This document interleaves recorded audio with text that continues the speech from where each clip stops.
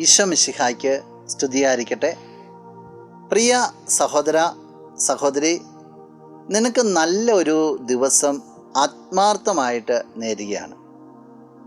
ഈശോയോട് ചേർന്ന് ഇന്നത്തെ ദിവസം ജീവിക്കാൻ നിനക്ക് ഇടവരട്ടെ. ഈശോയുടെ ഒരു വചനം ഈ പ്രഭാതത്തിൽ നിന്റെ ശ്രദ്ധയിലേക്ക് പെടുത്തട്ടെ. വിശുദ്ധ ലൂക്ക അറിയിച്ച സുവിശേഷം 36 തിരുവചനം: നിങ്ങളുടെ പിതാവ് കരുണയുള്ളവനായിരിക്കുന്നത് പോലെ നിങ്ങളും കരുണയുള്ളവരായിരിക്കുവിൻ. ഈശോ ആവശ്യപ്പെടുകയാണ്, നീ കരുണയുള്ള വ്യക്തിയായിരിക്കണം. എങ്ങനെയാ? സ്വർഗസ്ഥനായ പിതാവ് എങ്ങനെയാണോ കാരുണ്യം കാണിക്കുന്നത് അതുപോലെ നീയും കാരുണ്യം കാണിക്കണം. സ്വർഗസ്ഥനായ പിതാവിൻ്റെ കാരുണ്യം എങ്ങനെയാ? മനുഷ്യരുടെ പ്രവൃത്തികൾ നോക്കാതെ, യാതൊരു മാർജിനും ഇല്ലാതെ എല്ലാവരിലേക്കും സ്നേഹം ഒഴുക്കുന്നു, എല്ലാവരിലേക്കും കാരുണ്യം ചൊരിയുന്നു, എല്ലാവരും ഒന്നുപോലെ ചേർത്ത് പിടിക്കുന്നു. ദുഷ്ടനെന്നോ ശിഷ്ടനെന്നോ നീതിമാനെന്നോ നീതിരഹിതനെന്നോ യാതൊരു വ്യത്യാസമില്ല.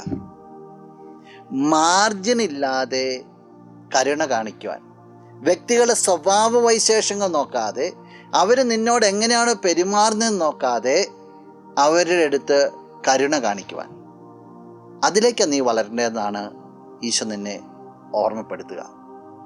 മാർജിനുകളില്ലാതെ സ്നേഹം, കാരുണ്യം നിന്നിൽ നിന്ന് മറ്റുള്ളവരിലേക്ക് ഒഴുകട്ടെ. നമുക്ക് പ്രാർത്ഥിക്കാം. കണ്ണുകളടച്ചെന്ന് കരങ്ങൾ കൂപ്പാം.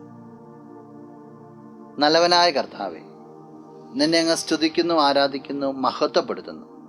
നിന്നെ കൃപയാ നിറയ്ക്കുന്നവർ നന്ദി പറയുന്നു. ഈശോയെ, കരുണയുടെ ഒരു വക്താവായിട്ട് ഈ വ്യക്തിയെ നീ രൂപാന്തരപ്പെടുത്തണമേ. മാർജിനുകളില്ലാതെ കാരുണ്യം ഈ വ്യക്തിയിൽ നിന്ന് ചുറ്റുപാട് ഒഴുകട്ടെ. നിന്റെ നാമത്തിൽ ഇന്നത്തെ ദിവസം അനുഗ്രഹിക്കട്ടെ. സകലവിധ നന്മകൾ കൊണ്ട് ഈ വ്യക്തിയെ നിറയ്ക്കണമേ, ഇപ്പോഴും എപ്പോഴും എന്നേക്കും. ആമേൻ. ഹല്ലേലൂയ. ആരാധനയ്ക്കു യോഗ്യൻ നീ. ഹല്ലേലൂയ. മരണത്തെ ജയിച്ചവനെ ചെങ്കടലുകൾ തകർത്തു. ഈശോവിൻ നാമത്തിൽ രക്ഷ. യേശുനാഥ അങ്ങേ